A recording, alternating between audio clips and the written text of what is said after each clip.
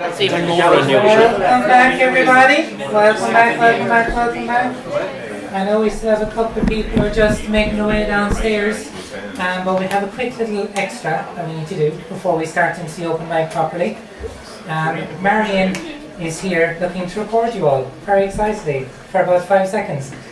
We have, so some of you may remember two former White House poets, Dania and Ronan. Do you remember Ronan? We remember both of them. Danny, well, Danny is the important one here tonight. So, Dania and Ronan met at the White House, fell in love at the White House. I might be, exaggerating a little bit, but pretty much. So look around if you're single, you never They know. shifted for the first time outside the White House, and I was an awkward third wheel of the drive, actually. Thank you, Ronan. Thank you. So, during the week, Dania and Ronan had a baby. Very exciting. So, Marion is going to send a very quick little congratulations from all of us to Dania and Ronan. So, I need you, with all of the excitement you can muster, when we tell you, we're all going to shout, "Congratulations, Dania and Ronan." We're going to do a practice round. Okay, right. Oh, you're ringing. No, we'll do this. No, right. Okay, very quickly. Congratulations, Dania and Ronan. One more time. Congratulations, Dania and Ronan. Okay, we record now. 3, 2, 1. Congratulations, Dania and Ronan.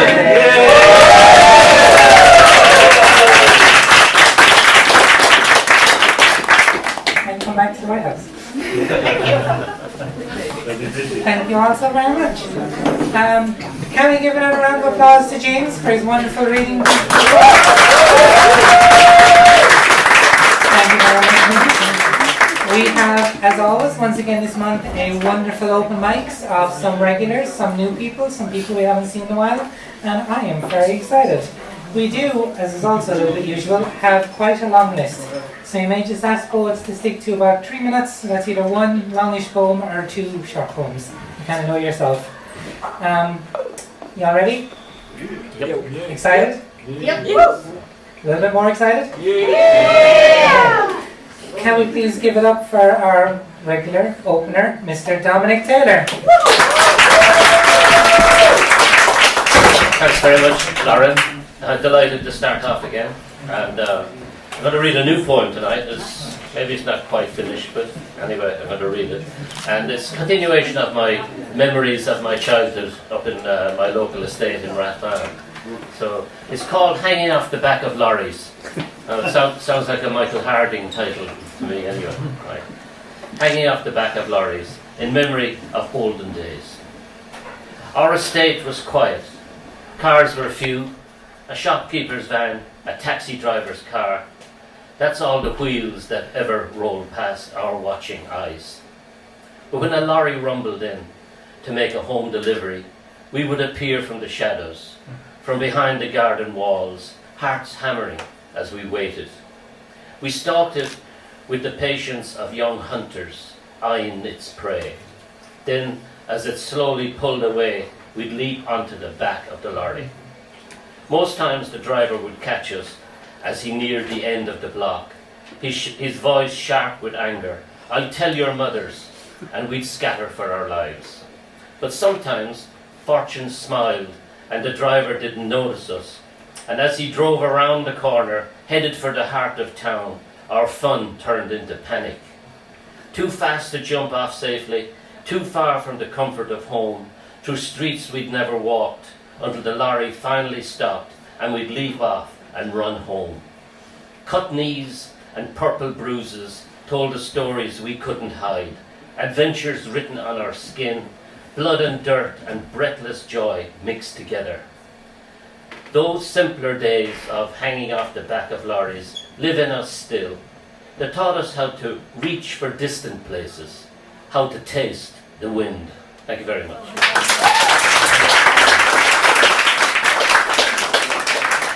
Thank you so much, Dominic.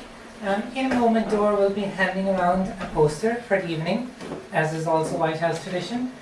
This is a poster for James.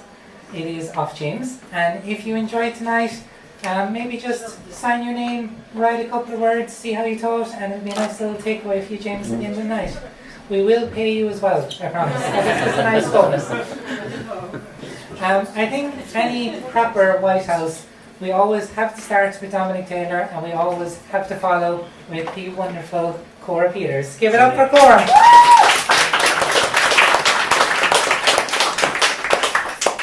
I'd chosen a different poem to read tonight, but I was asked for this one, so here we go. I can prepare it or anything, but anyway, here we go. Tommy Fitz's Punk Shop. Limerick early 80s. We were punk rock, knee-high docks, multicoloured mohawk locks, counter-culture, dark wave goth. We rocked, but we were lost.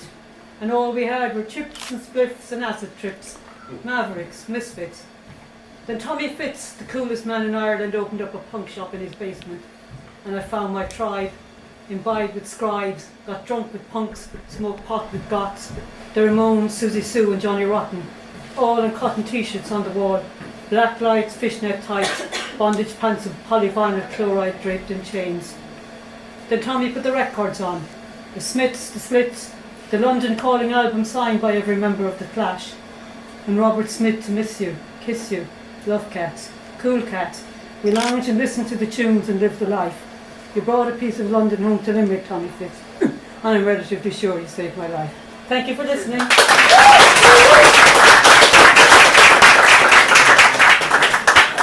Thank you so much, the ever wonderful Cora. Up next, we have one of our best regulars. Again, hard to have a White House without him. Can we give it up for Mr. Martin Murphy? This is very new. It's kind of still wet. John and Vangelis told me I'd find my way home. The Beatles told me to come back. The Pistols said not to holiday in the sun. Wham encouraged me to go to the Club Tropicana. The Smiths made me wonder how soon now would actually be, while Limar chipped in with his never-ending story. The Jam said, well, that's entertainment, while Aha told me the sun always shined on the television. Adam protested that music had lost its flavour. Try Ant music. I did, and I loved it. In fact, I loved them all. Oh, Simple Minds, how could I forget about them? No Stock Aitken and Waterman then. I should be so lucky. Thank you. Thanks, Martin. I think Dominic, Cora and Martin are always three of our very best regulars. Yeah. The next person I'm a little bit more unsure about. Up next to the open mic we have Lauren.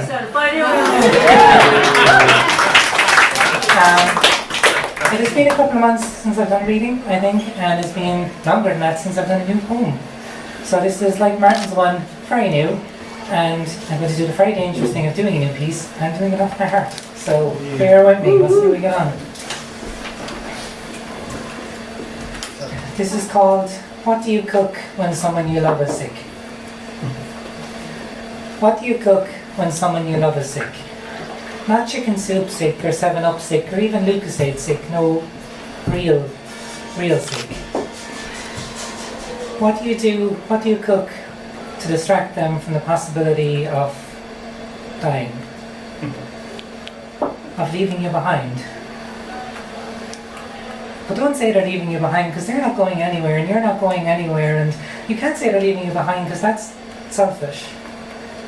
And this is meant to be about them. And you think, maybe we'll just have ice cream. But you can't have ice cream every day. There's too many days left for that, you hope. And maybe pasta. But you think you only have tomato sauce left, and that reminds you of blood, which reminds you of everything, which will make your eyes red, and you can't have that because she'll notice that and she'll want to comfort you, but she doesn't have the energy to comfort you, even though she's the only one who can. But that's your own job now, and you think maybe mashed potatoes. And you stand in the kitchen then and you realise you haven't any shopping done. And you could go do it, but you can't leave her on her own, and you can't get takeout because you live too far away from anything, and you could call someone who asks for a favour, but well, they'll want to come in and say hi, and she's told you she's not up for guests at the moment, and you could just meet them outside and explain, but then they'll ask questions about food and sleep and pain, and they won't say the words, but their eyes will ask, how long left, do you think? And you need to scream then. but you're not allowed. Nose says it's not, but you're not. And you think, maybe ice cream for just one more night.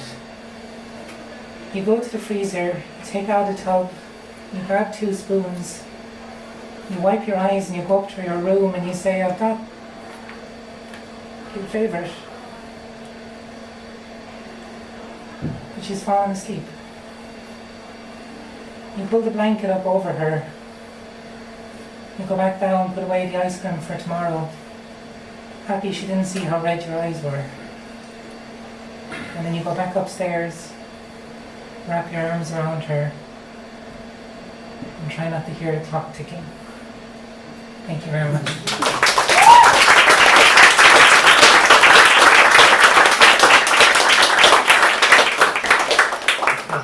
Back to happy mode.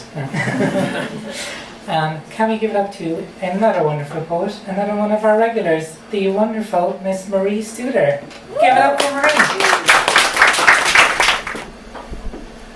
I'm undone by Lauren, so. Okay,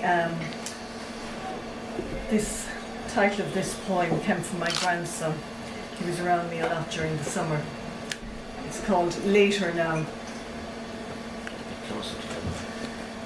My grandson is pushing a train on kitchen tiles, and with a smile as sunny as the Lego's primary colours, he angles for a Paw Patrol cartoon on TV. To my promise of later, he rises inch by inch to reply, I want later now.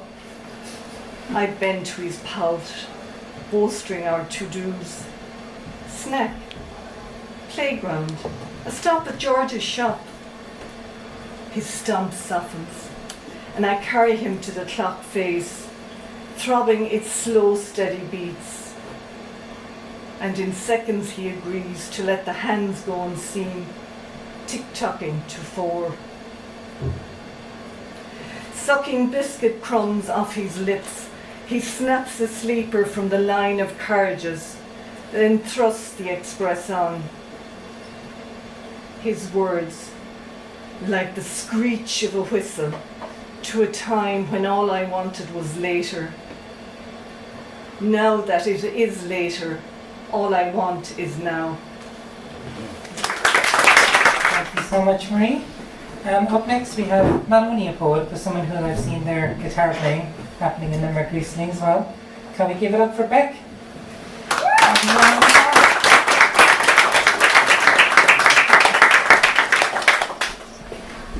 Hello. Well, 2 things. I come from a small town named Matiwas, and we have a very big stone which is called El Trapiche. So you're going to hear about it. Being happy. Being happy like the Matiwas man who returns to his land after a long, long absence, and smiles seeing El Trapiche through the bus window. And he knows that he will have the hug and the caress, the voice of the mother who cried, and now is going to shed tears of happiness, of joy, for seeing him resurrected. Being happy like the one who returns to the church to congregate to hear the creed in his language, and among those of the same skin who embrace him and look at him with tenderness, those who yesterday told him one day, and that day has finally arrived. Being happy like the Matiwas man who returns to see the mansion he has built while he was in exile, and now he's finally going to sleep here.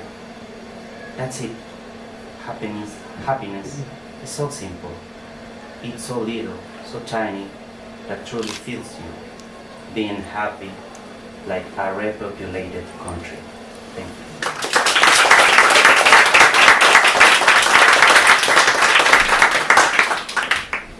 Thank you so much, Beck. So up next we have I work in the Erasmus International Office in Mary Immaculate College, and sometimes we have the pleasure of not only bringing students to Limerick, but bringing poets to Limerick, who also happen to be students. Can everyone please give it up for Nadia?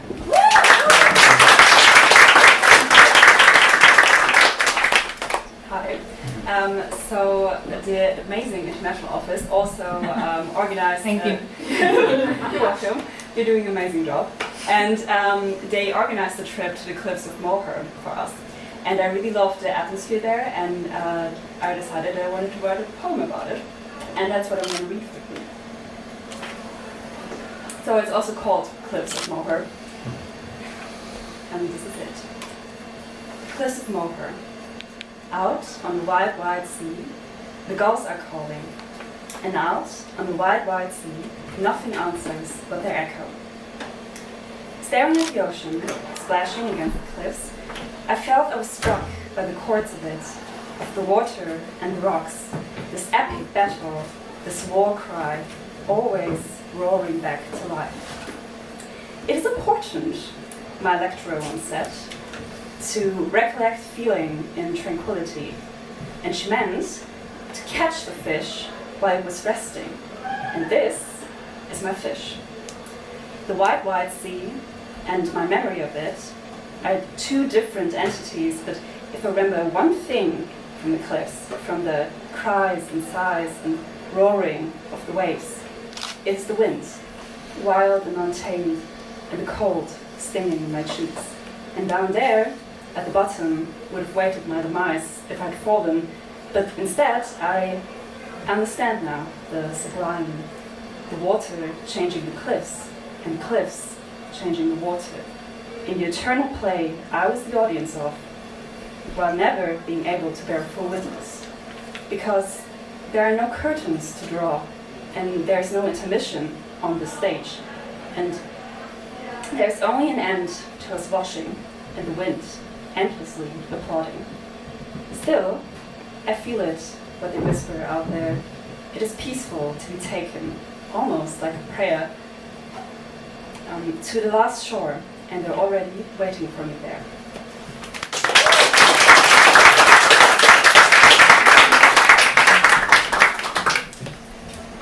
Thank you so much, Nadia.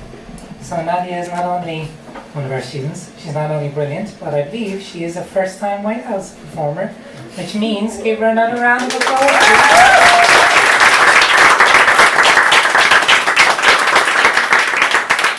From someone doing their first reading to someone who's racking up readings by the month very quickly, can we please give it up for Mr. Peter Riley?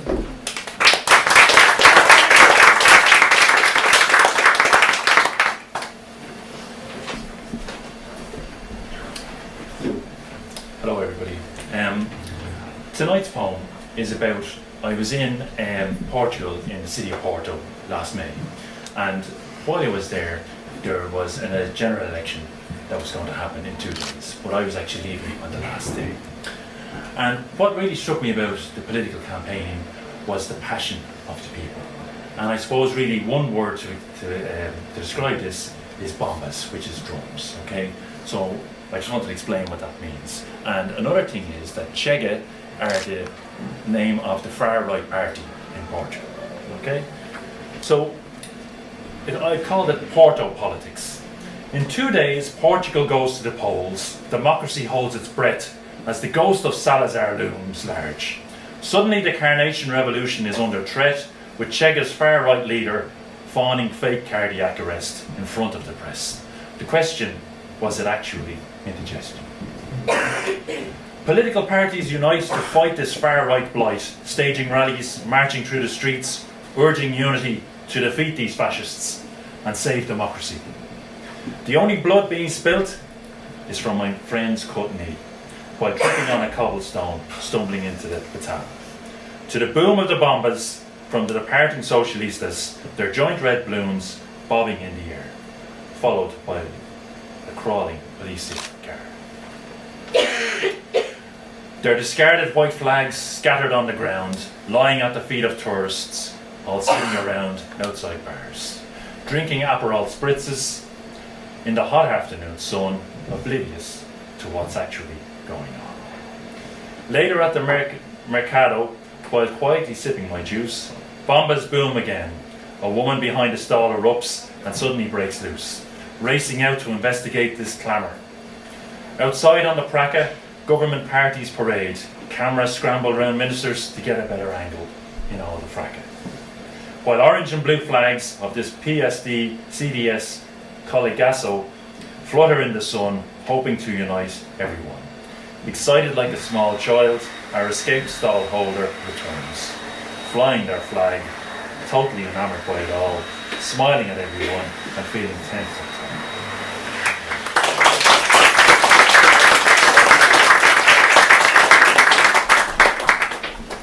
Thank you so much, Peter.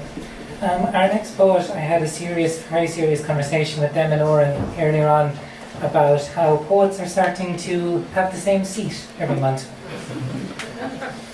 And it's very important. And I've been trying to figure out which is the best seat so I can steal it next time. But for now, can we please give it up for Sunny?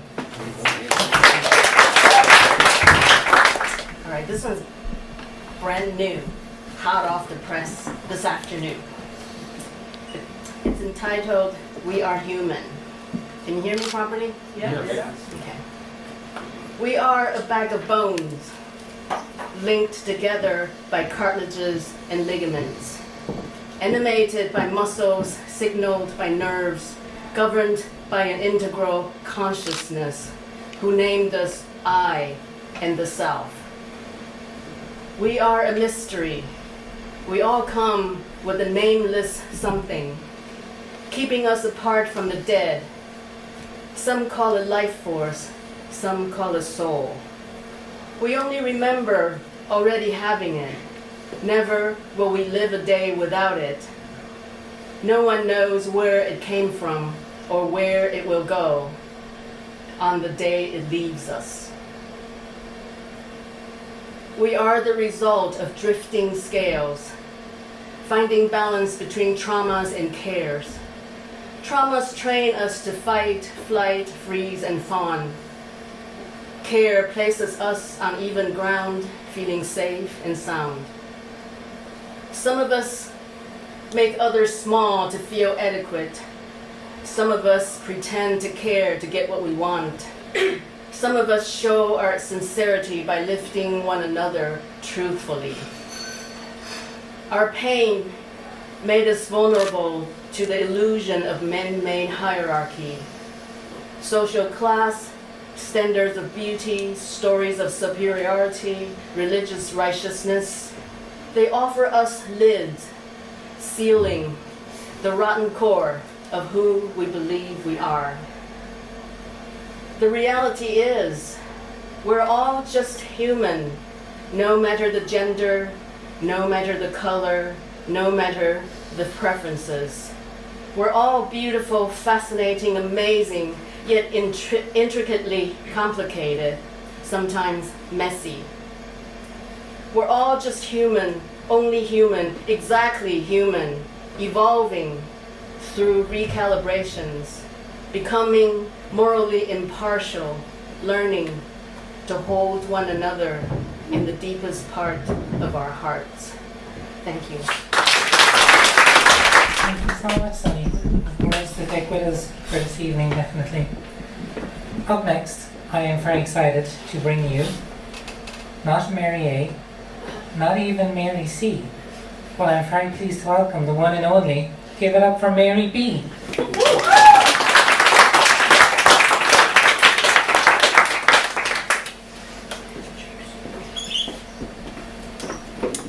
That should come with a couple of numbers as well. It's such a common name. Very imaginative parents. So I just have two poems. They're short enough, kind of on the theme of health journeys. The first one's kind of like a cathartic rant, but it's inspired by the insights I've gotten lately from quite a few people. In fact, hundreds across the country. Sadly, mostly women in their 20s, 30s, 40s, who are at home alone, suffering from conditions like chronic fatigue, connective tissue disorders, doing things that are hard to diagnose, and they've had basically dismissal, gaslighting, derision sometimes when they sought help in hospitals, and basically this is just for them and for anybody with long COVID or anything like that. There's quite a few people out there suffering. They can't make it to things like this because they're at home lying down. So this is called Karma Doctor Stat. The next one's a bit more gentle. I've got fire in my belly and you won't stop me now. I'm a force to be reckoned with and I'm calling you out. Don't try to sedate me, placate me, berate me. You gaslit me, bullshitted me. Come on, go all out, hit me. No, you can shut up and listen. I've got something to say. You didn't graduate as God and you're not God today. I came here for help, to be healed, to be heard. Not for your ego show, you cocky failed nerd. Yeah, you've got your posse, you've got your minions. They can hear your crap opinions. They don't mean much to a patient when you don't give a bloody damn. And you think a woman in her 30s is just a mad madame. Oh, the labs and the scans wouldn't tell you the answer. So what, turn to pop psychology? Yeah, you fucking chancer. You won't be seen to sweat, even scratch your mothered head. Has your brain gone on vacation? Are you emotionally dead? You've got to know more than appearances would tell. Or are you all out of effort and empathy as well? You mocked me, shamed me, scared, upset and blamed me, and I don't care now if you go ahead and name me. Would you do it again if you knew I'd do the same and take your reputation instead of the flame? You know, Karma's a bitch and I wouldn't wish her on you. She's a woman in her 30s and she's been pretty wronged.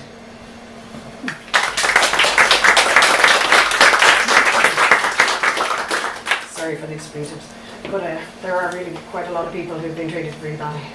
So the second poem is a little bit more calm. It's kind of the for people kind of the acceptance at the point of acceptance of at the end of a health journey, maybe facing the end of life.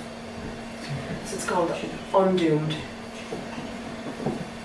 I went to the field again, my spot on the hill. Views all round of green trees and fields. Sounds of birds and leaves and farmers working. The field where I dreamed. The field I was free. Not sentimental for youth, just to remember the feeling. Undoomed. And I lay back, looking up at the heavenly skies, the stones thrown from the warm sun, the soft blanket clouds on a bed of blue. I will go there again when my day comes. Pull myself up into that blanket, be wrapped and held in the safe skies I've known, once of hope and now of home. Thank you.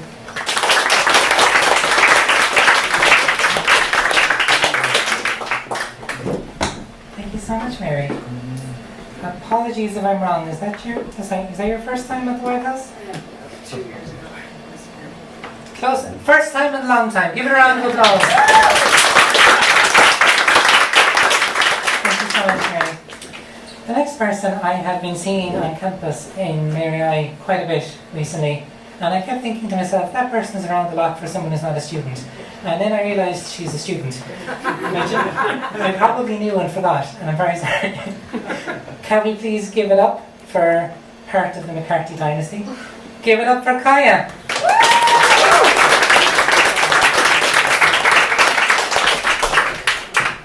Just in time.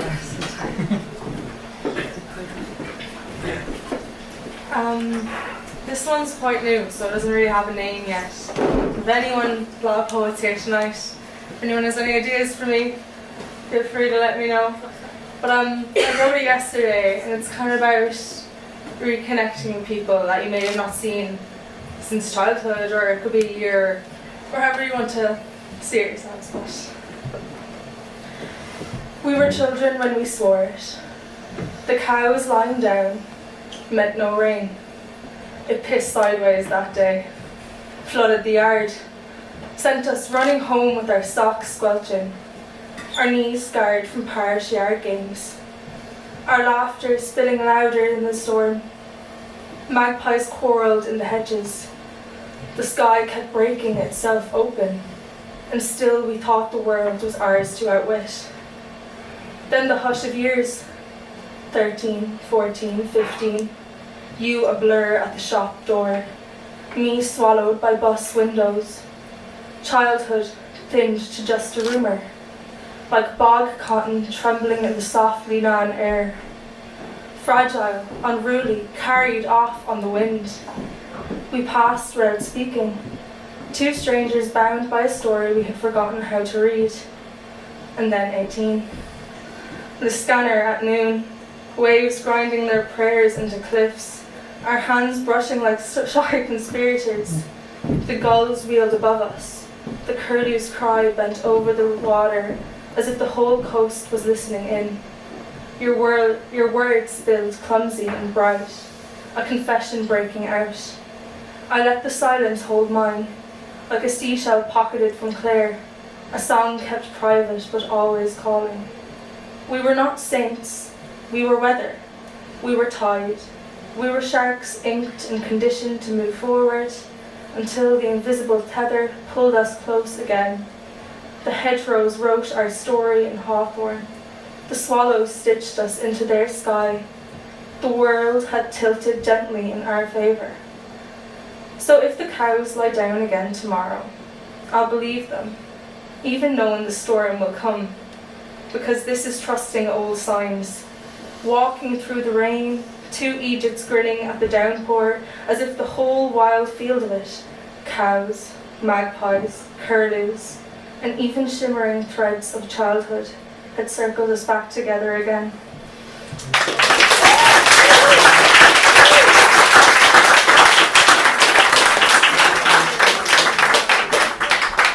Thank you so much, Kaya.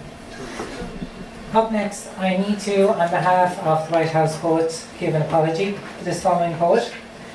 He came down here and very wholeheartedly tonight asked Dominic, said, Dominic, I emailed you, do you have me on the list?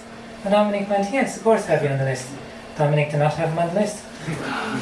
But we sorted that out. Didn't we, Dominic? I stand accused. Can we please give it up for Kieran? I turned 50 this month.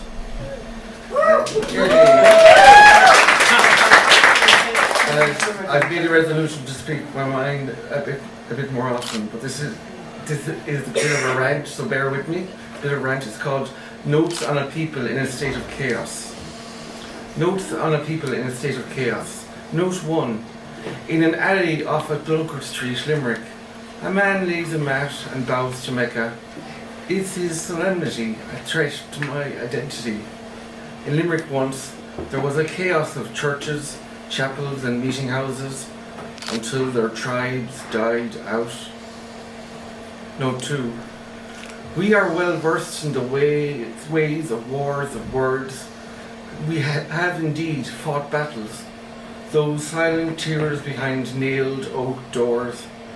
There's a chaos in denial. That begging man downing cheap vodka, singing along with the feckless busker. Oh, sit down next to me. Did he once sing an infant's wonder to marshmallow heavy clouds? Note 3.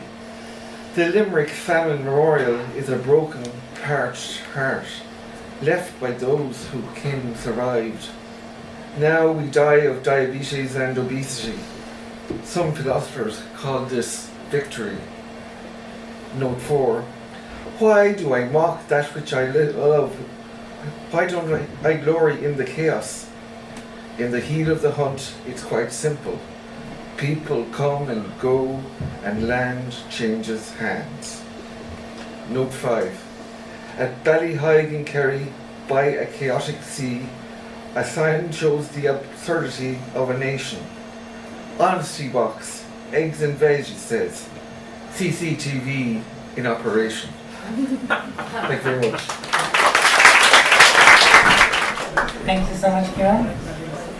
When you came up, Kieran, and you said, you want to speak your mind a bit more, and this is a bit of a rant, I was like, Dominic didn't mean to leave you off this.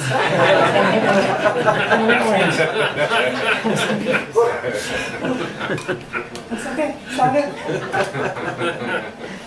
Up next, can we please give a very warm welcome to Mr. Tony Ryan.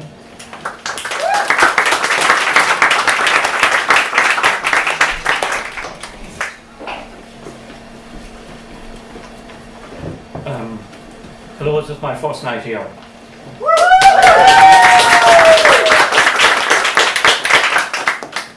So I'll start with a limerick. You have to pay a fee now before you start. Round drinks. Okay. On midwinter's day it was snowing. At Newgrange the sun it was showing. Now this is a sure sign. The old year is dying. Soon spring comes and everything's growing.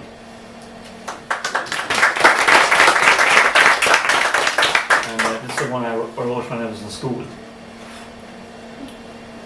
No talk, I walk and spy the sky. It cloud around the tree. The breeze now frees. The blooms that bloom in line to shine for me.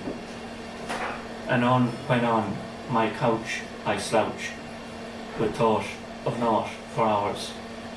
Bad mood or good, I'll find my mind flash through that sash of flowers. Thank you.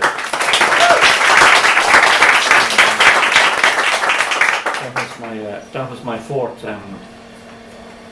limerick to write, so maybe next time it'll be limerick 5 in a row.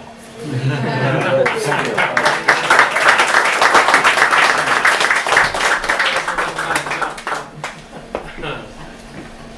I believe Tony said he was a first-time reader at the White House. Can we give him another round of applause?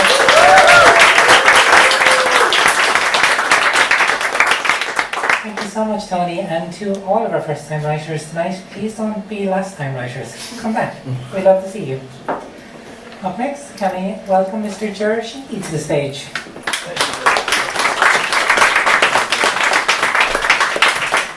Thanks.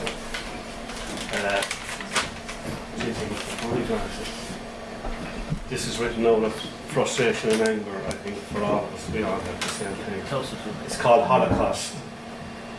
Lest we might forget, we were shown in simple black and white images of people who didn't resemble people, but corpses somehow standing up. Their disbelieving eyes stared back at us down the decades, while their cold silence shouted despair. We saw the dead bulldozed by the thousand into pits the size of cemeteries, their Auschwitz arms forced to embrace a shared suffering. The barbed wire brutality of it is wrapped around our memory forever.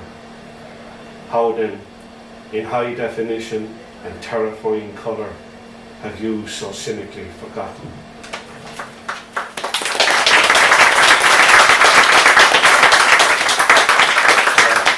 By Lauren, I'm going to try and read one from memory.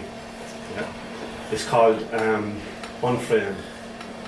Around the corner, and instead of another street, you wander into an open air gallery where, under your feet and displayed on concrete canvases, are pieces of innocent art. The medium is chalk and children's imagination, and it will be on display until the rains come. Entry and exit is free for all open or closed minds, and the gift is colour, added to the souls of those who walk this way. Thank you.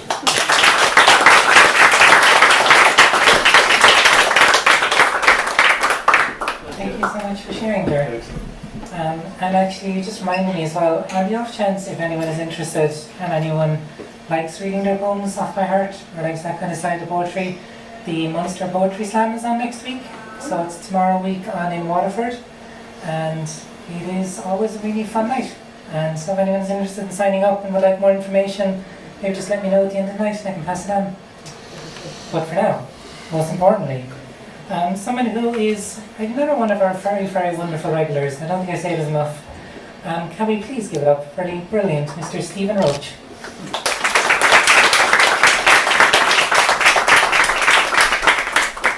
Will I get away with 2? Yeah. That was a very resounding yeah. Get away with that hat, get away with that thing. Okay, so I've got 2 different types here. One is something I wrote in quite a dark time, and I keep it as a reminder. And if you want to keep this yourselves, it's a mental thought. It might be worth having in your brain. It's called A Letter to You. I hear you, awake, thoughts going in circles. It's not food that's on your plate. I know you can't see the other side right now, but just be patient, you'll get there. I know the world is topsy-turvy and everything's up in arms. Don't worry, it's almost over. I see you every time through a thin sheet of glass, and I can see your eyes growing darker. Shake it off, fight it. Don't give up now, because when it really gets tough, you won't be ready. I'm leaving this here for you as a reminder to look back at all you've faced, at all you've overcome. Now wipe off those tears and get up. Stand tall and live, because in this world, you only get one shot at being you. Remember this as a letter to you. I heard you're feeling down. Do you remember when you looked at me and said, I'm never going to feel weak again? How you smiled and laughed while looking at me. Yeah, remember that. How you said fear is only an illusion, that the mind is a labyrinth of lies, and that it is your heart that is the true mind. So come on, snap out of it. Hey, good job by the way, you turned out really well. Now put the letter back down. Until the next time you need picking up, till then, this is a letter to you.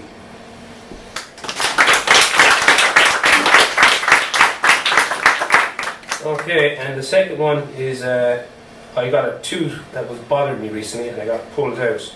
And I thought I'd make a good laugh at myself. Oh day to the missing tooth. Day one, it was all cotton and gauze in my cheek. I mumbled my words, couldn't whistle or speak. The dentist said calmly, you'll heal in due time. But drooling on pillows got far from sublime. By day three I wondered, will soup be my fate? I longed for some pasta piled high on my plate.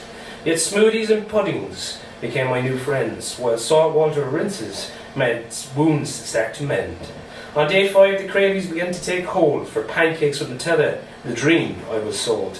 But no straws, no smoking, no crunchy delight, just ravioli softened, a true foodie's bite. Now nearly a week, and I'm healing just fine. Guinness 00 could replace vintage wine. My socket's still tender, but spirits are high. For soon I'll eat pizza. Oh my, oh my. Thank you.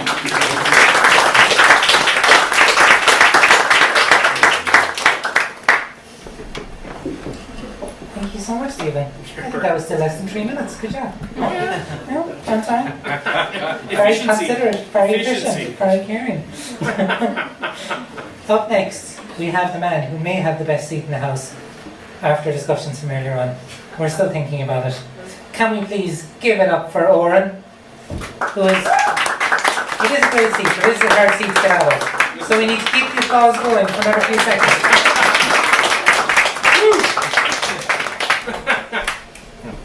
I'm really blushing.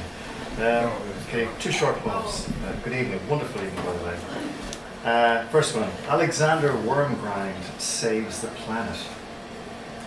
Alexander Wormgrind, a gnarly little man, mind filled with the appropriate tones, art and literature and a suitable pragmatism, sitting at his desk, writing this. Midnight in a hot July, house silent with only the trace evidence of a sleeping family in nearby rooms. Family dog curled up on the couch, not a sound. And there at his desk, he muses on the suffering of the world, the great shipwreck of the earth, the planet heaving and cracking its hull against war and famine and death and economic decline. And there, by his desk, a horsefly waits, sitting, waiting. In a moment, the horsefly will seek to make contact. It will seek to sting him, seek to infect Alexander Wormgrind with a disease that will kill him and wipe out all life on Earth. The virus, that most effective serial killer, was a random mutation. But Alexander Wormgrind saw the fly and killed it. As Wormgrind's hand comes down on the fly, suddenly these words drift into his mind, a transcendental moment, an overpowering transmission radio waved upon the ether from an unknown realm. How come every planet I visit is dead?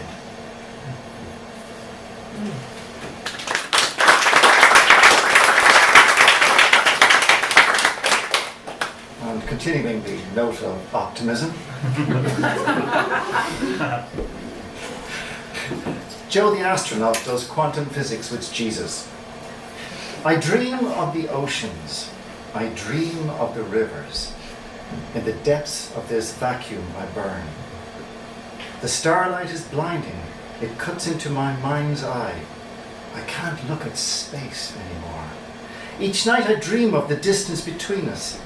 This spaceship brings me nothing but pain. I write you these verses. I tell you my secrets. But infinity plus one doesn't change.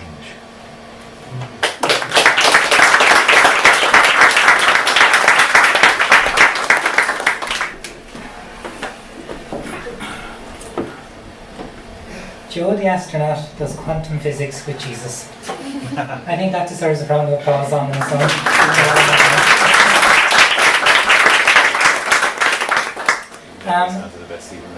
I can introduce the next poet as just a brilliant writer who has won many awards and is always wonderful to hear reading. But instead, what I'm going to do is remind everyone that this weekend is the Michael Hartnett Poetry Festival at Newcastle West. I would highly recommend going to it. It's always wonderful, always has a lot of great events.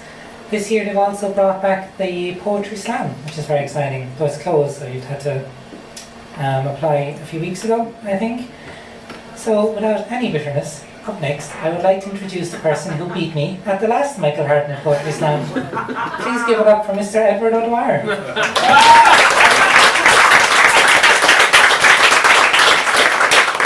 Oh dear. Did I? I don't even remember.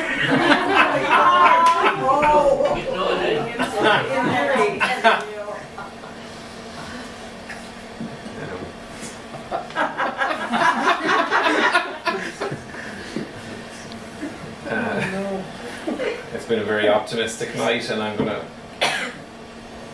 keep it that way. So you're a room full of poets, and so I thought you're the perfect people to hear this poem, which is a kind of condensed history of poet suicide. But you know what? But don't get any ideas. All right. The title is The Delicate Line Between Heaven and Earth, which is a title taken from a line of poetry by Misao Fujimura, who is one of these poets who has committed suicide. He was very, very, very young. He's only remembered for one poem. To be honest, he's, I don't know, is he fortunate to be on a list with like other poets like Sylvia Plath? I don't know. Anyway, the delicate line between heaven and earth. When I typed Poets Who into Google, the algorithms in the search engine sprang to life to predict what I wanted. Poets who killed themselves came third, after poets who wrote about nature and poets who wrote about love. And I wondered very briefly about poets who had written about nature and love and then killed themselves. Sylvia Plath is and has long been the poster girl person for poetic suicide, followed but not closely by her friend and sexton. I expect that even the most spectacular effort by the greatest of today's poets wouldn't threaten at all to dislodge her. People have taken it upon themselves to compose lists of these poets online. You can easily scroll and see a timeline of poetic suicide. Making Plath the poster girl probably feminized the act of poets committing suicide, but make no mistake, male poets have been at it just as much and maybe even more. Hart Crane was assaulted after making sexual advances on a crew member aboard the ship he soon after jumped from to his death in the Gulf of Mexico. while Misao Fujimura somehow found his way onto these lists despite his only well-known poem being but a well-crafted suicide note at the age of 16. Plath fed her kids before putting her head in the oven. When I was just a kid, I couldn't understand this because you had to leave the oven door closed for anything to cook. Everyone knew that. Later, I understand it was gas inhalation she died of. Sexton went for a more rock star version of that, donning a fur coat and filling a glass of vodka to go to the car in the garage and be poisoned by carbon monoxide.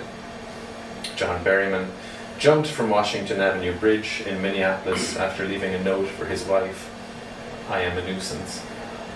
Earlier that week, he certainly was. The South African Ingrid Jonkers was the most beautifully poetic as she gracefully walked out into the sea in Cape Town to drown. But I saw immediately why she couldn't be the poster girl person for poets who killed themselves. It's not that she was unpretty, she just wasn't obviously pretty. Plath was obviously pretty, possibly even sexy, going by the standards of the time and the bikini picture that pops up in a quick image search. She was the obvious choice.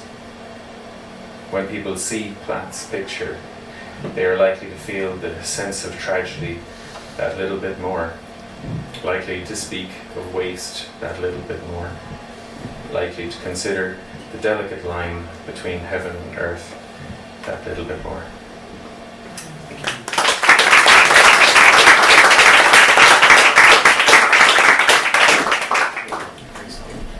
Thank you so much, Edward. And whether you beat me or not, I do legitimately love your work. Thank you. Up next, we have the wonderful Mr. Tom McCarthy.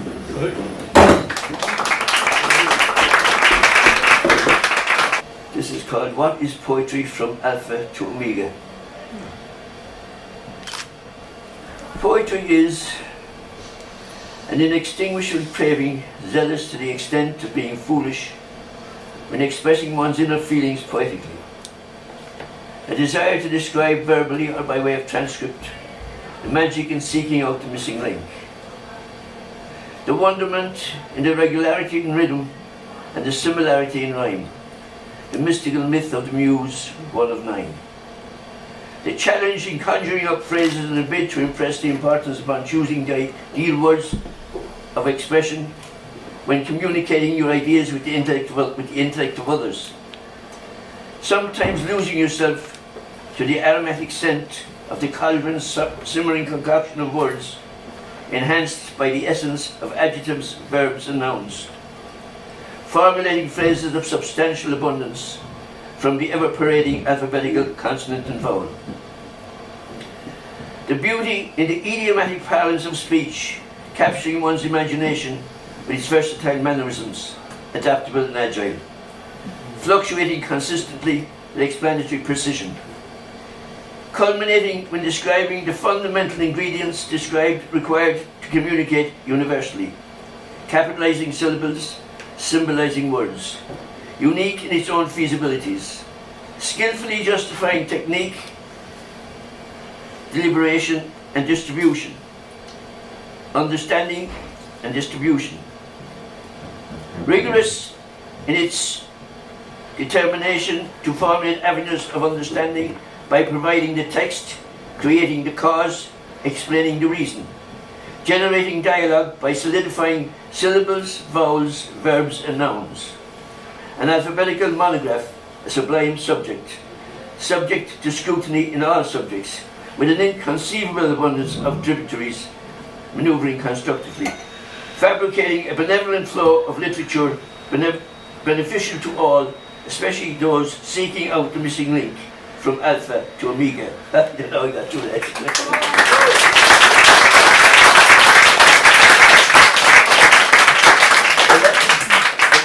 I'll finish with that. That's a won't read anymore.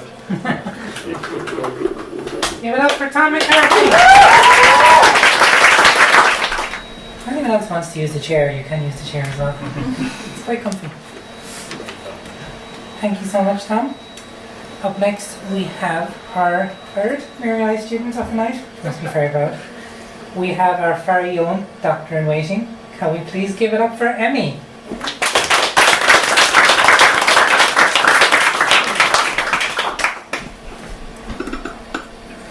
Thank you. So everyone's been doing new material tonight. I love to try out my half-baked stuff on y'all, and my other new stuff is bad raps, which will never see the light of day. So, also, I take the bus a lot. Everyone takes the bus a lot. The bus sucks. This one's called The Bus. Stop taking the bus.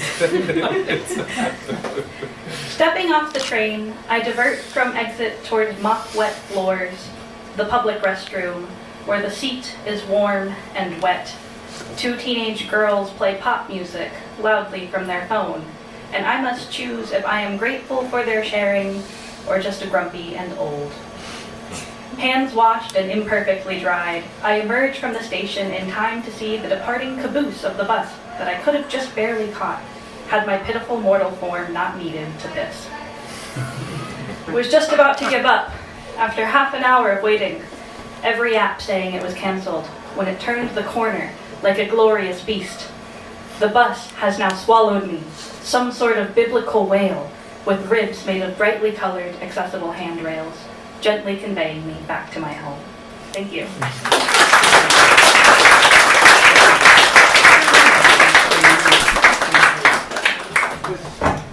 Thank you so much, Emmy.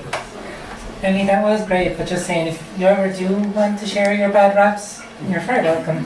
Anytime. Bad raps next month. Bad raps next month. I'll hold you to that. Guess the spot for bad raps. Up next, we have one of our very own Revival Press poets who has recently gotten accepted to there's the Poetry Introduction series, and in this year there was like an extra series that was for up-and-coming and brilliant Irish language poets. So please give it up to our very own Mr. Tommy Collins.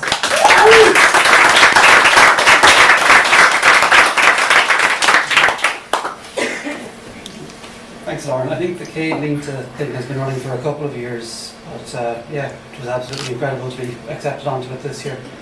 That said, I'm going to read a poem in English. I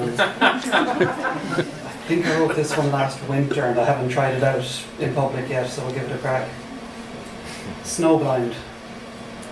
The sky is clear tonight and we've been warned to expect snow and ice.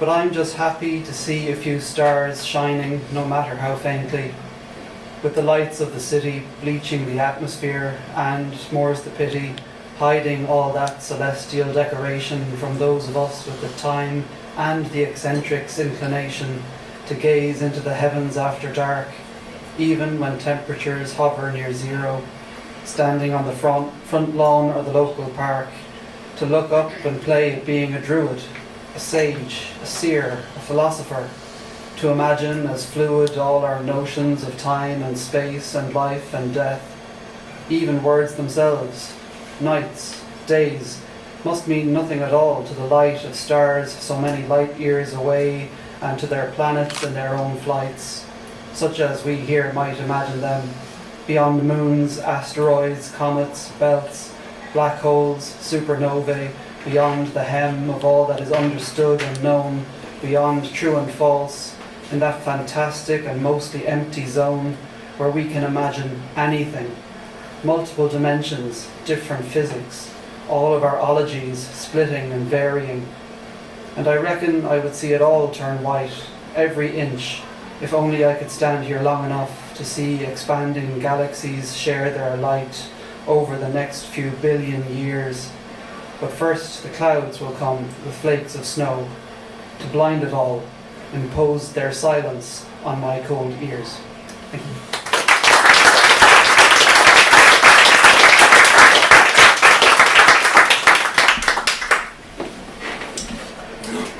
Tommy does often read in Irish, and I think the only times he doesn't is when I specifically introduce him as an Irish language poet.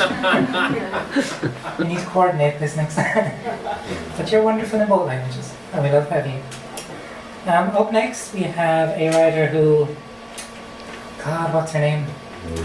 She runs this like White House poetry series, co-hosts it, does like some other series, does some editing work. Like I work with her a lot, but I can just never remember her name. Can we please give it up for What's her face? What's her face? Good one. Good Door Seeper.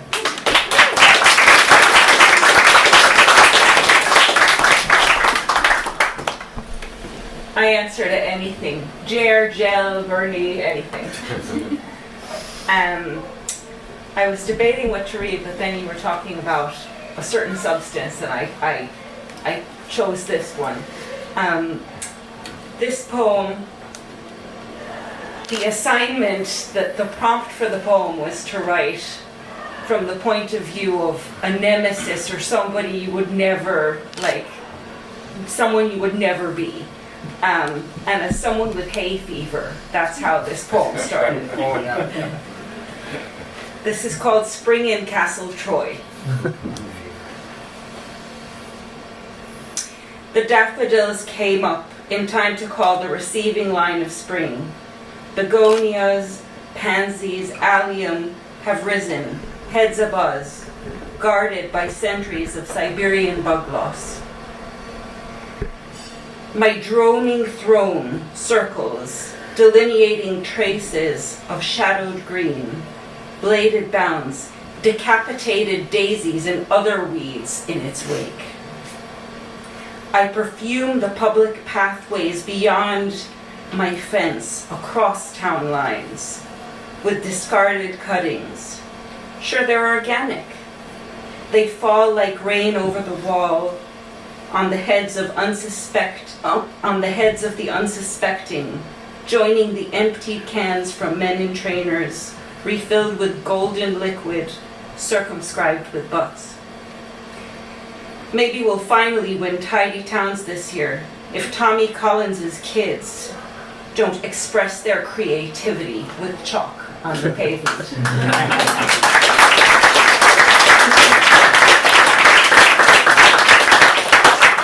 Not that Tommy Collins.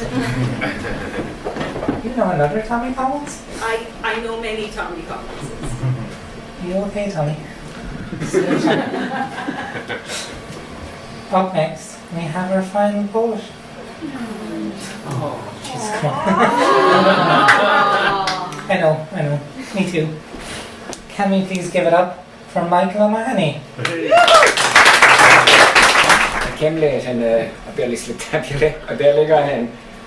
Martin organised a meeting first for Brian Bilson. And so he's on in the Lang Street Theatre soon. And he had a list of poems that he wouldn't write. So he had a lot of names he wouldn't write. So he wrote one, Taking Cocaine with Wendy Cope. So it meant I had to figure out who Bill was and I had to figure out who Wendy Cope was. So put a few lines together. I went up to Sligo, I went up to Yates County, a place oh so sweet, to hear the Canadian poet and the countess I hoped to meet.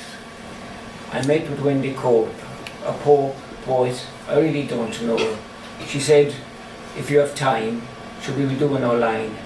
The place, it was full, covered with snow. I thought she was going to the bathroom when she said she was powdering her nose. But when she came back, she was full of old crack. I'm not sure whether it was poetry or prose. But whether it never got better. No shelter from the tears from the sky. So I wrote nothing of note, I just buttoned my coat. I wanted to keep my own powder dry.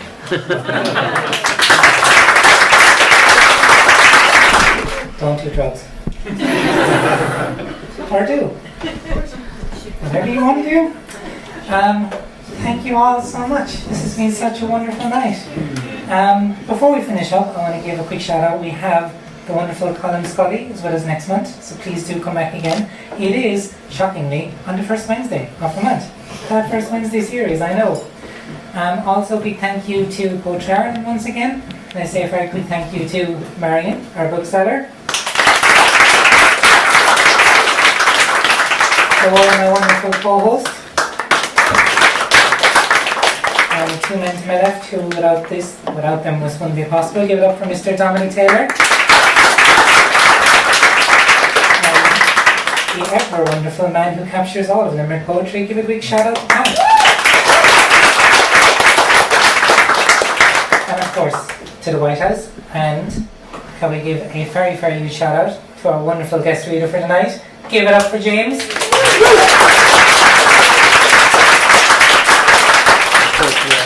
And Coach Aaron. Thanks. And finally, and feel free to clap along for this one if you like, can we give a very big shout out to Dominic, Cora, Martin, Marie, Lauren, Beck, Nadia, Peter, Sunny, Marie, Mary, Kaya, Kieran, Tony, Ger, Stephen, Oren, Edward, Tom, Emmy, Tommy, Dor, and Michael.